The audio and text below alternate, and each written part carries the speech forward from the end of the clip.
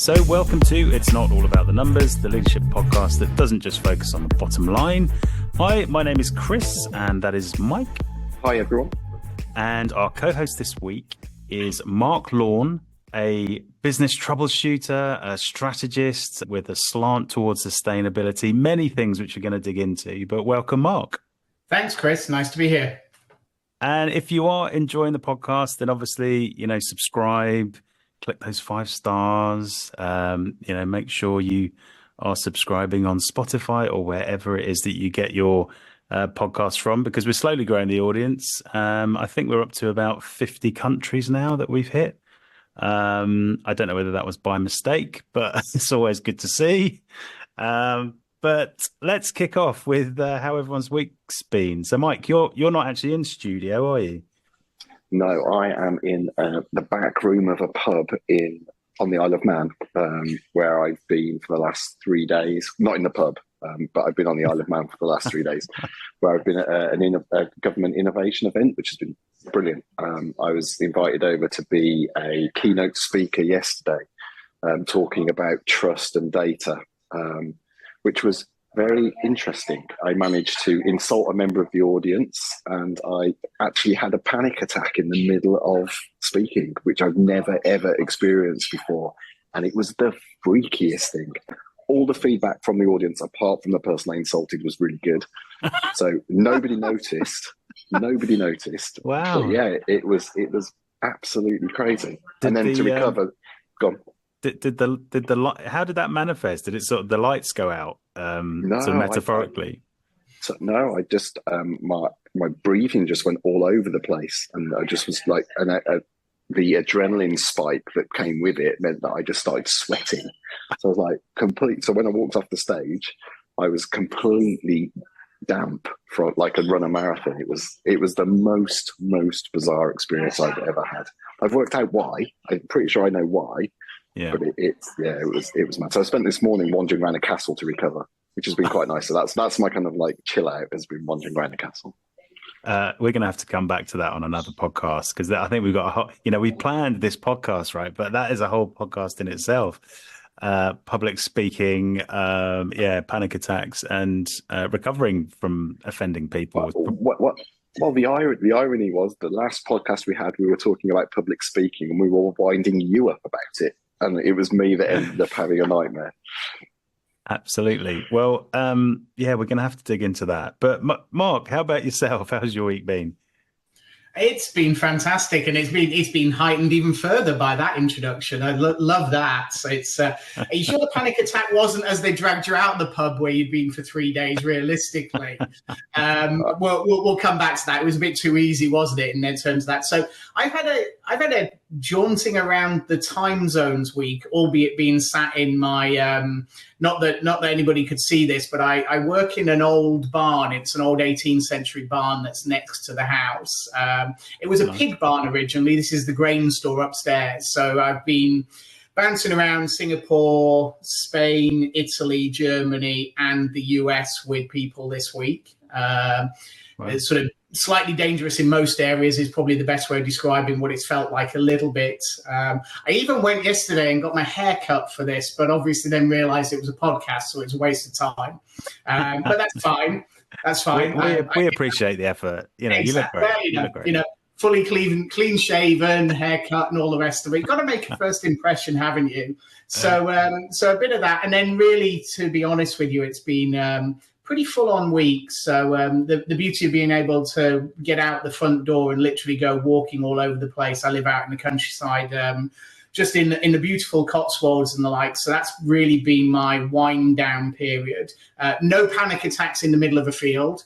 I did come face to face with a sheep, but it was okay. I survived it.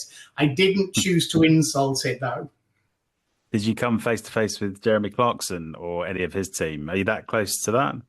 About 25 minutes from Clarkson. I'm in a little village called Chedworth. So we're famous for our Roman villa. That's about the most famous bit around it. Well, and now famous for Marc Lawn being on It's Not All About the Numbers podcast. So, hopefully they'll scratch that up on the town sign at some point.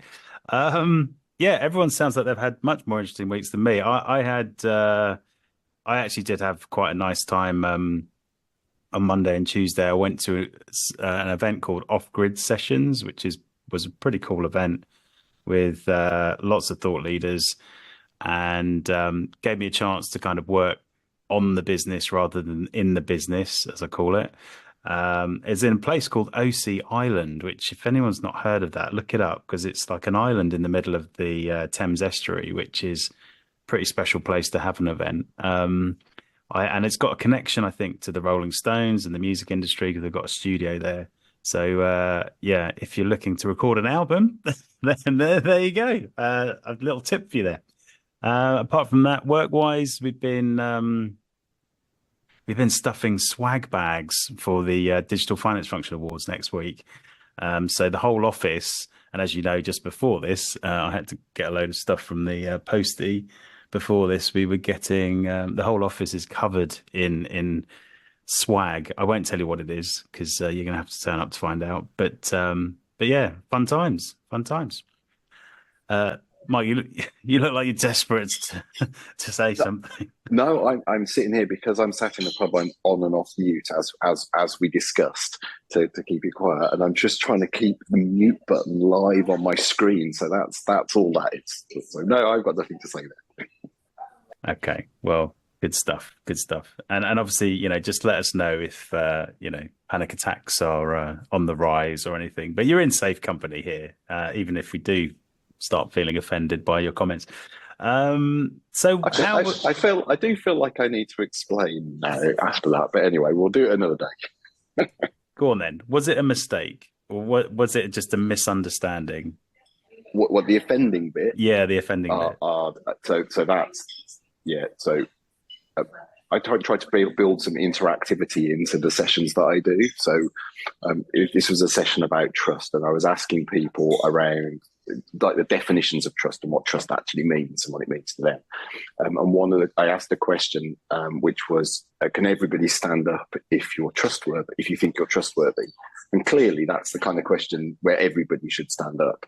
And one person didn't. And I said, this person hasn't stood up, and it was the guy in the wheelchair, and I hadn't spotted it.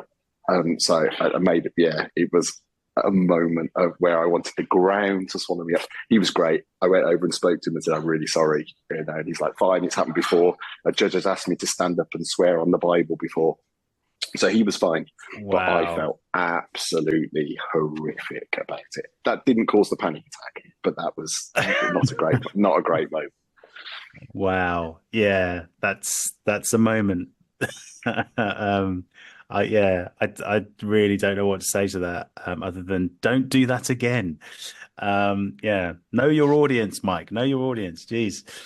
Anyway, so moving on to this week, what happened this week? Now, I know this is a leadership podcast. This is not a politics podcast, but I've got to talk about this a little bit, because I feel like, in the UK, obviously the election broadcasts are starting, and I feel that leadership and leadership communication and leadership traits are a little bit on trial at the moment, because everything that I see on TV is just is nothing that I see in terms of leadership in business. Like it's argument, and it's disagreement, and it's bravado and ego, and is this an example of leadership?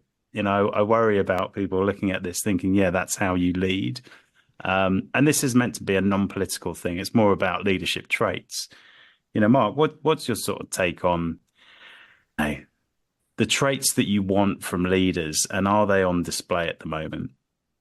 It's a great question, and no, I don't think it is. I mean, in simple terms, I really don't think it is. We're not seeing any level of empathy or humility or just the inquisitiveness and inquiry that we would expect from good leadership traits. It feels almost like it's morphed into a bit of a party political broadcast, but just lots of people there, so you've got to shout to get your voice heard, which is never a great place to be. So part of it is, though, I suppose, if to keep it as balanced, is it the right form where you could see that?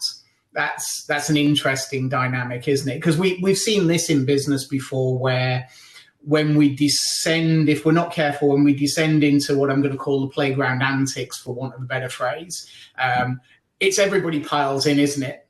It's everybody piles in at that point in time. It's rare that just one person goes there and everybody looks at them and goes, well, what are you doing?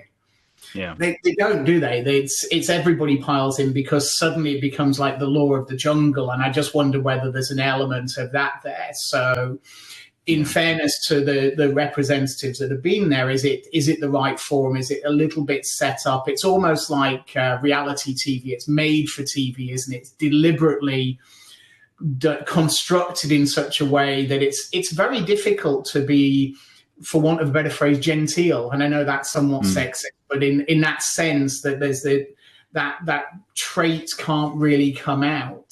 It's a great point, actually, because you're right. Like, you know, I'm trying to compare this to business, right? Rarely in business is there a straight yes or no answer to anything, right? It's complex. But actually, how it's being pitched at the moment is like, you know, give me a yes or no answer to what you would do in this situation, and they're pitching people against each other. So the format is interesting, and you're right, it's maybe bringing out the wrong things. And within that, sorry to interrupt, but I think within that, it's like you just said, it's made for TV. So actually, if you're comparing it to business on the TV, you've got to compare it to The Apprentice, right? That's business on the TV.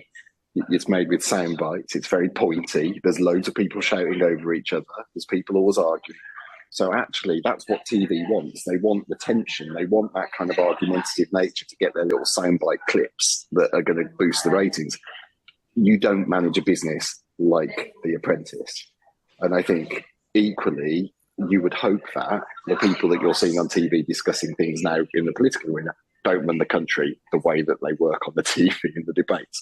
But yeah, it's a good point, though. But I do think that, you know, not that I'm a massive fan of The Apprentice or anything, but I do think when you watch programs like that, you do have, you know, a sense of whether you would work with one of these people, whether you would trust them, or whether you feel that they have the skills, or, you know, their attitude in terms of kind of being having humility, which I think is all really important, right? So I do think, and I don't think that is on display at the moment. I think it's just an absolute car crash, you know, in terms of leadership.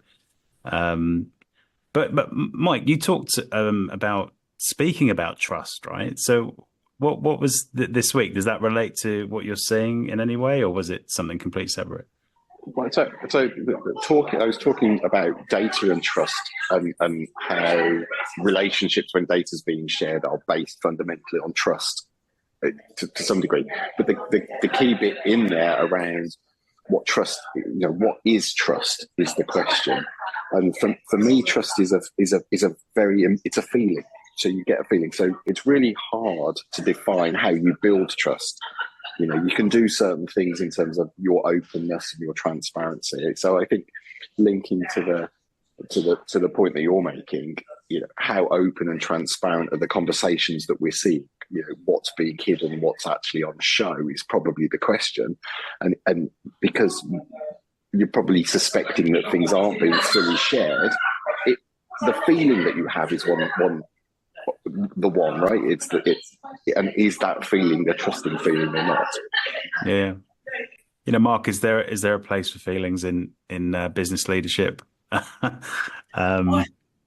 think there is. I mean, it's we're human after all. I mean, you can't pretend that they don't exist. It's sort of a big fallacy. I mean, let's be honest that people have good days, bad days, whatever it happens to be. Being able to understand and be attuned to that helps you be a better leader overall. I think the debates we're seeing are almost everybody's on the offensive, and it's all about attack in that sense. I think the difference between that real time versus The Apprentice is probably edited down. I bet a lot of those car crash moments disappear. We pick them up for whatever reason as we go along. But I think for me, business, we've been, and I talk a bit about this on LinkedIn, is that we've ended up trying to make business a little bit too mechanistic rather than humanistic. So much of the management philosophy comes from engineering, and we're trying to treat people like production lines. It's like, well, once you construct it, the only problem is that a piece of metal got bent, and then we just need to bend it back in place, don't we? And we sort of think sometimes in that way. And what we're realizing is that there's much more to it than that, because back to the point, the comment you made is it's nuanced. It is nuanced. Yeah? You don't know. It's like cold calling. You don't know what that person that's just there could have spilt hot coffee all the way down their lap or what have you, and just want to actually be screaming and shouting, and they picked up the call. No wonder you get a short, sharp shrift. Let's be honest. The last thing they needed was your phone call at that point in time. But having that understanding or empathy for somebody else's situation, much more powerful than the sort of the shouting across each other. And there's no room for sort of curiosity in these debates, is there, or kind of seeking to understand, or whatever, like there is no room for empathy, really, is there? Because that's not the game. So it's in direct contrast, I suppose, in that. Sorry, I realised the noise in the background might have suggested that I came off mute there. I thought the pub was listening and just cheered my comment. That was very rewarding. It could have been that. The reason I came off mute was because you used the words "the game," and I think that the point is that it's a game, and there is a game being played, and we understand the game that's being played, and it isn't business, leadership, management. That there is a game being played. So, which is a nice little segue onto Mark and the game in inverted commas that you're in. We touched on this at the start, and strategy, troubleshooting, sustainability, the three big areas. What's the crux of what you're doing right now, in the business world? Yeah, great question. So I've just come back from having 6 years working with a US business, doing all manner of things, including running a business of 500 people effectively from 5,000 miles away during COVID, which was interesting. We get a whole different debate around can hybrid work or not. I would contend it can on that basis. But ultimately, what I do is I work with organizations, generally on the larger scale, but I do work with startups as well, but generally on the larger side of the organizations, multinationals, that type of thing, helping them with, I'm going to call it thorny strategy problems. So they work with them on that front end, but also taking that through to operationalizing, helping them start the process of changing the organization. Because back to this humanistic, mechanistic scenario is that a strategy generally is quite mechanistic. This is the right thing to do, and we've got all of the data and the facts and everything else like that go behind that, and we're making these choices for this reason. And many strategies fail because ultimately, guess what? Mechanistic hits humanistic, and suddenly we now got people need to do something as a result to realize that. And that's us as leaders. We've got to be able to change our own behaviors. Quite often talk to people and say, look, change is something you do with people, not to them. How often do we see it in business where it's like, right, this is the change program, off you go. And then the management stay as they were. It's like, no, that's never going to work because people are going to mirror what you do. So ultimately, that's the sort of the core of what I do. But it covers all sorts of industries. I love it. I love, for want of a better phrase, playing with lots of different train sets. That's really fascinating. And Chris and I have talked before around the people first approach. I love the idea of being a troubleshooter. Would you say that more often than not, the trouble that you're shooting is in that space? It is when the mechanistic hits the humanistic and that people first bit. Quite often is. Sometimes, though, on the purist side, sometimes it is a decision's been taken which was just purely the wrong decision. It may have been for the right reasons at that point in time. We can get very defensive around those sorts of things in businesses. Like, well, actually, it was based on the information we had at that point in time. We made a decision. It may not be right now, but sometimes we almost belligerently hold on to what we've done before. It's like, right, we're going to make it work. We're going to make it work. And the reality is it isn't, because it was fundamentally flawed for whatever reason. But you're absolutely right. It's predominantly that mechanistic hits humanistic element of things. And it's the classic IQ, EQ scenario where we don't necessarily engage an audience to be able to come with us through that change. And it's helping through that. It's a subject that I live and breathe, with my community. And we had a question on that recently where I think it was something like, it's basically, what's the blocker? That was the sort of open question. And I'm just trying to find it here now. But it was basically people and change, right? I think it was 2/3. It wasn't, overall, it was 2/3, I think, with people saying that people and change is the biggest sort of blocker to kind of automation adoption we were talking about. It wasn't finding the use cases. It wasn't the process side of things, because I think that's been actually, to your point, people can be quite process led and they know how to, change process, but they don't necessarily understand how to change people. And it definitely wasn't the technology, because the technology kind of exists. And, Mike and I sort of almost specialize in this people and change part, and making it happen. But how do you do it? Because it's not easy, right? And I know that you've got a grounding in program management and change management. What have you sort of learned doing what you do, to nail that people first approach? Nuances matter. I mean, that's the start point. How often do we see do these 10 things and it'll all be fine? And they're completely devoid of context. And that's not saying they don't have frameworks and tools don't have relevance. They do have relevance, but it's what do you use and when you use it. It's the classic, there's probably 5,000 strategy tools, but certain ones work in certain organizations in certain situations because you understand how the organization, in inverted commas, thinks. And knowing that element, otherwise, we're going to put Porter's 5 forces up every single time, and everybody scratches their head because they're like, well, it doesn't really work. Roll out Kotter again, because that'll fix it. Exactly. We love a bit of freezing, nothing wrong with that. But I think there's that dynamic of understanding.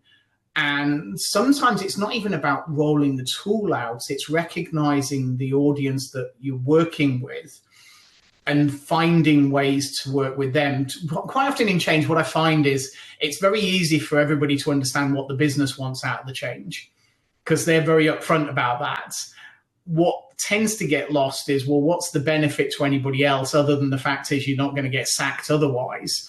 Yeah, that's not necessarily the best way of doing it. It's a bit like saying, well, we're going to incarcerate everybody if they don't follow our rules. Yeah, that's not the best. It's too abrasive. It's too, the audience is coming against each other. And so understanding and working through, and that could be breaking it down all the way down to certain teams. You talked about automation. The classic scenario of top-down forcing of automation, when most data tells you that the actual data required to run the automation is poor at best. I think there was a McKinsey study recently that said something like 3% of data is of good enough quality to use AI and to put LLMs onto it. So that means that 97% of organizations are doing AI activity without an infrastructure to support it. What do you think is going to happen in that situation? That's really interesting. And as you were talking there, Mark, what I was thinking was back to the conversation we had about trust, and trust being a feeling. And I'm just wondering, you've got your 5,000 models and all of that, but is what you're describing having a feel for any given environment and a feel for any given scenario? So you're actually picking and choosing the models and approaches that you're using in a dynamic way, and that's the trick. Is that where it is? It is. Yeah, we're taught to be specialists, aren't we? All too often. So we've specialised in one way of developing strategy, or one way of running a process redesign, or whatever it happens to be. And the art is all about, there's cultural differences. I mean, you think about it, the way we joked in the precursor to this about the use of the word interesting if you're English. Yeah, just think there's one word there, interesting. And if I go to Germany, when somebody says that's interesting, they're not taking the P out of me going, well, I hear you, but I'm just going to do whatever I was going to do. They're genuinely interested and want to know more. And if you don't understand those cultural differences in that context, you lose everything when it comes to any sort of change program. Yeah, absolutely. I've run a few sort of global transformations and definitely got caught out with a few local customs that I didn't follow. Whatever you do, don't order a cappuccino in Italy, if you know, because it's sort of, they judge you and your manhood and your masculinity. It's like, you drink espresso, that's all you do. Almost lost the whole meeting ordering a cappuccino once. But I'm actually going to sorry about that, bit of a tangent. It is Friday. I'm going to come back to that point though about specialists versus generalists, because actually we've got a relevant question on that coming up. But Mark, just coming back to you and your journey, you know, I love the space that you're in. You know, I think Mike and I definitely are sort of all kindred spirits. But what made you sort of get there? You know, where did you sort of, you know, because you don't think strategically when you're, 18, right? You're trying to work it all out. Where did that sort of epiphany moment come when I'm like, I am a strategist? Wow, that sounds like something I should be doing at an acceptance speech for an Oscar or something, isn't it? So yeah, it's at the heart of it is the fact that I'm just relentlessly inquisitive. That's the start point. And I remember years ago, and I probably shouldn't openly admit this on air, but hey, I remember being interviewed by somebody for a pretty senior role, and somebody said to me, where do you see yourself in 5 years? And the dawning realization was when I turned around to them and said, probably not here if I'm not really interested. I was sort of open enough to be able to say that. And they looked at me and I said, well, one, you can see my background. Yeah, my background's always been that. And I said, I can't find anything more dull and unexciting than steady as she goes. Yeah, that's not saying it's not right for some people, but it just doesn't work for me. And what then I realized from there was the accumulation of experiences, having started out in operations, spent time in HR, I've done sales, I've done marketing, I've run businesses, I've done strategy, domestically, internationally, across industries, those types of things. Suddenly it was like, oh, actually, I can connect dots. I understand those patterns. That's what makes it uniquely interesting to me, but also what makes it uniquely valuable to other people. I'm just wondering in how you're describing that. So I recognise some of that. So I got described yesterday as a data strategist, and I've never really thought about it, but that's how I got described, a thought leader. I'm like, what?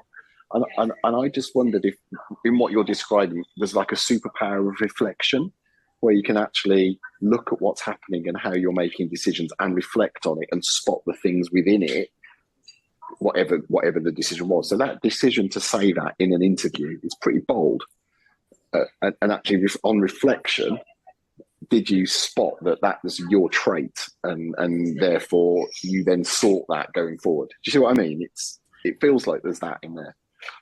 I think absolutely. I mean, you've hit on the heart of something which comes to all of us at various points in our career. Some people earlier, some people later. Is the recognition and comfort of who you are as an individual. And so that for me was that moment where I was able to say I am, which was why the whole comment about being my acceptance speech almost. It was in many respects, it was sort of me accepting who I was as a person and being comfortable with that and saying, look, that's it. I'm not going. No, if you want somebody who's going to do 20 years here, I'm not your person. That's absolutely fine if that's what we want, but I'm not comfortable with that, and you need to be aware that that's the case. Yeah. I think it's so insightful and so self-aware actually. And I recognize that because I didn't do that. And I wish I did, right? I spent a good part of 15 years of my career as a reluctant accountant. Even my mate, who's a photographer, took a photograph of me and named it the reluctant accountant. And I didn't even think about it until he told me. And I was like, what is this? And it was the fact that I was constantly trying to cover my weaknesses in my career rather than lead with my strengths. And I think what you are articulating there is that I was aware of my strengths and I just led with my strengths, right? And since I changed from, trying to cover off my weaknesses and actually lead with my strengths and understand my strengths and take that approach, which was, it's a good 20 years ago now, but that was a pivotal moment. Do you recognize that? Oh, absolutely. Absolutely. I think that is the key about understanding what motivates you. I was told years ago, which basically, and it stuck with me. It was one of my first mentors. And one of the things they said to me was, find something you're good at, you love doing, and get somebody to pay you to do it. And that's it takes time. It's very easy to say, but it's very difficult to realize. And then once you realize it, you become much more. There is a self-awareness piece to it because it's like, right, I'm happy with me. I understand that, and I can work on things because we're always working on things. But I can recognize things in other people now. Instead of trying to do a compare and contrast, it's like, well, taking people for who they are and understanding that dynamic. Sorry, I just struggled to get off mute there. So I've got one more question in that for me, which is around. So you're clearly successful at what you've described. So that reflection, you've identified what you're good at, and now you're doing it. Quite often with successful people, and I'm not talking about you necessarily, but just in general, they think that those doors are open to everybody. And do you think that everybody needs to do this kind of reflection piece and understanding piece, or is it a skill that some people just won't be able to do? Some people, I think, would need help. Am I going to have my panic attack now on that question? No. So, no, I think some people will, like anything in life, isn't it? Some things we need help with. And so some people might get there themselves. Some people might get there because they've got a good friend at work that will assist them on that and nudge them in the right direction. There's nothing wrong with coaching and support and getting proper advice, etc., to be able to do that. It could even just be an informal mentor that helps on that basis. For me, it was, as I moved around organizations, I got lots of different informal mentors, and it was the different perspectives that suddenly came together, and it was like, now I understand. So in many respects, I probably didn't get there literally off my own steam, even though I drew the sort of the dots together.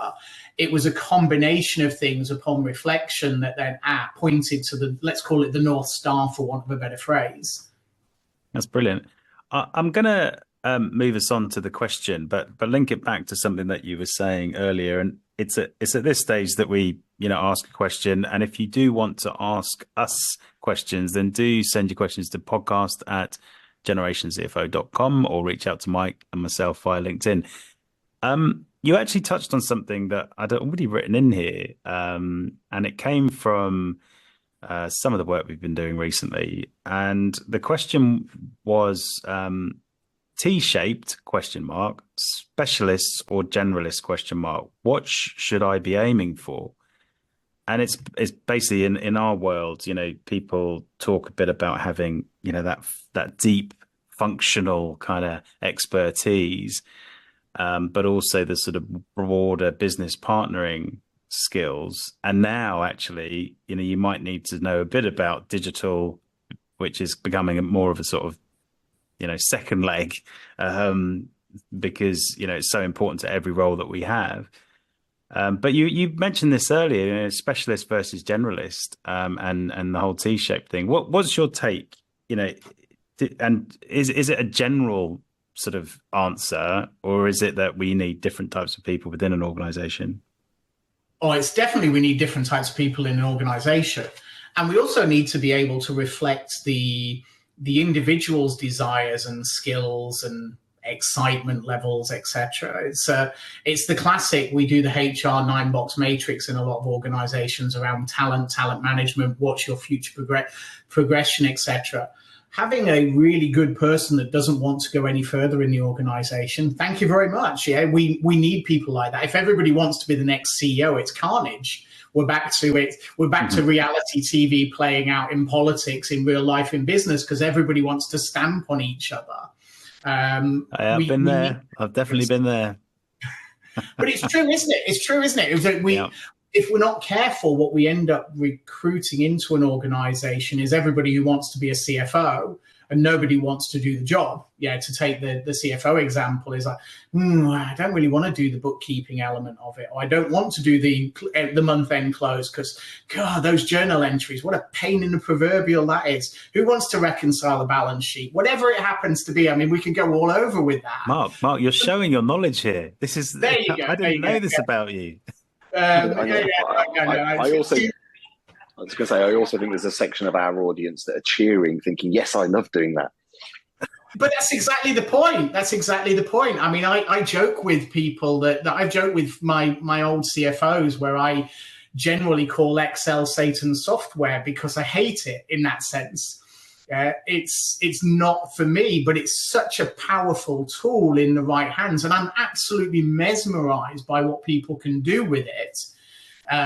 It's just not for me. And so I wouldn't be that person in that sense. But finding the right homes for people, and I mean that in the sense of giving them the stretch and the development, etc. That isn't just sticking somebody somewhere in a corner, dusting them off every 3 years and hoping that they're still going to hang around. There's a bit more to it than that.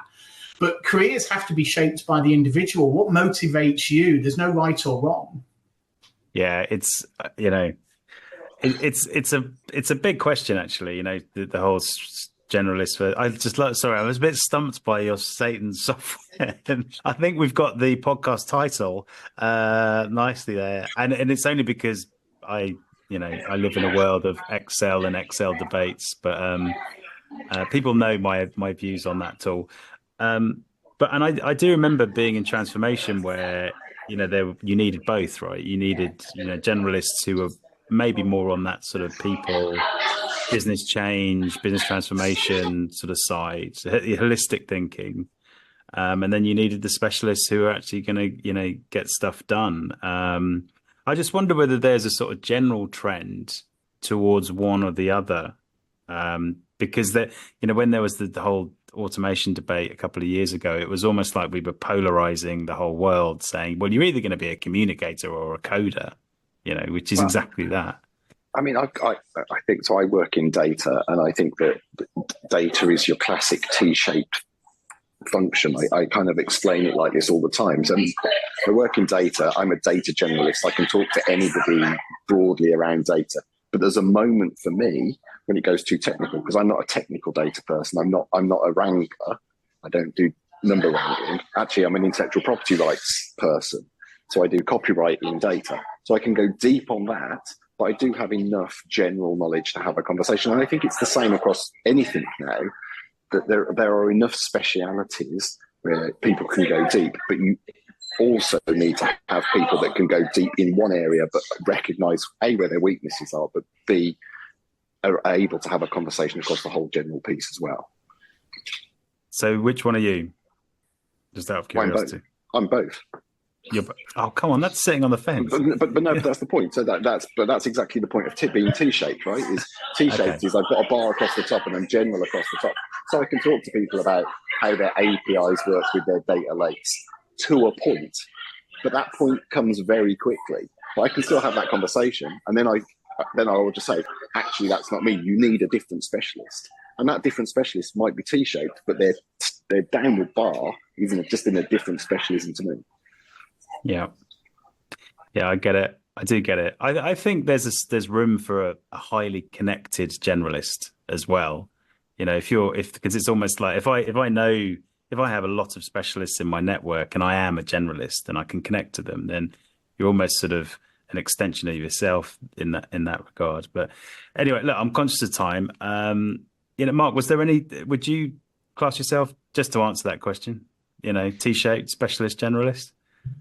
Oh, generalist. I'd normally describe myself as slightly dangerous in most areas. Yes, in the finance space, definitely, with comments like Satan software, you have to watch yourself next time you go to a CFO conference with opinions like that. No, all good stuff. So the next section is, good data, bad data, just a chance to have a chat about some things that we've seen. Mike, what's this from ABC News? Well, I'm conscious when I was looking for some good data that last time I really threw you with bad data. I threw you into the emotional. Bus. It was so this time I went good data from ABC. It was for the Aussie Football League. Somebody did a survey of who did and didn't have mullets, and it was about 20% of the players across the league have got mullets, and it was a great visualization that was obviously found via Giuseppe's newsletter, just to name check as ever. But Mark and I were talking about this a little bit before we started, and we decided, we came to the point that a mullet is a young man's game. There's definitely a point in your life where you should be avoiding a mullet, and it's either because of your age or because of your hairline.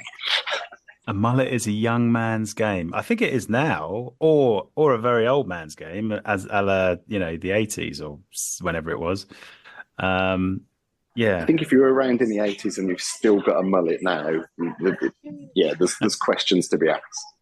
Well, like a broken clock, you're right twice in the 24 hours. Anyway, don't know where I'm going with that. Mark, ever had a mullet? I haven't, but on the basis of mullets, did you know, here you go, that last month in Belgium, we had the 5th annual Euro Mullet Convention. There you go. Oh my God. Of all random stuff. There you go. Good data for you. So if you want to go to Belgium next year, you can go to the Mullet Conference. It's only the 5th, right? So it's not the 75th, it's the 5th. This is a new thing. Oh, that sounds awesome. We definitely need to plan that in for next year, even if it's just as a spectator. Pod on tour. Love exactly. It. Good stuff. Well, and bad data. Yeah, bad data. God, let's not talk about last week. But bad data. So I was mentioned earlier, I was at these off-grid sessions and a shout out to the team that run it. It was fantastic. And one of the speakers there was Tom Baldwin, who's actually, he's the author of Keir Starmer's biography, and really interesting guy. But he was talking about the 7 myths of England that had changed the country. And the bad data that I was going to highlight here was that he was basically highlighting, he asked the audience, who would be putting up the England flag during the Euros and what's the sentiment around it. And everyone was really, really negative about it. There was sort of, it's been taken by the far right kind of message that came through. And I just found it really sad. I found it really sad to sort of think that. And he gave a bit of history around it, and, very interesting. Check out his books. But I wanted to highlight that. And it's a request to everybody, right? It's like, use the England flag, because not everyone's racist just because they're flying the flag. And you know what I did with my family this week to try and counter this? I sat down and I said, look, there's 4 of us in the family. We've got 4 quarters of the flag. I want you to draw a picture in there of what you think of when you think of England. So to try and take away this argument. And it was funny, the answers that I got. So I put down the NHS. My wife put down Victoria sponge cake. My daughter put in the English rose, as in roses, which I thought was lovely. Got quite a few in our garden. And my son put down a good English butcher with loads of sausages and meat all over. I was like, you know what? That's England, not the other stuff. Are you flying the flag? Well, when you started talking then, Chris, I did think that you were going to say that you went straight out and you bought those little flags that you put on the windows of your car to drive around. And I was just going to shake my head. So I completely agree with the premise of flying the flag, but I'm still not sure I'm going to hang one out of the window at home. But that's more because that's just more it's not my style rather than it's anything to do with the far right. Fair enough. As long as it isn't because of that, right? Because, use it or lose it. I think that was the message. Mark, are you a football fan? Are you going to be flying the flag?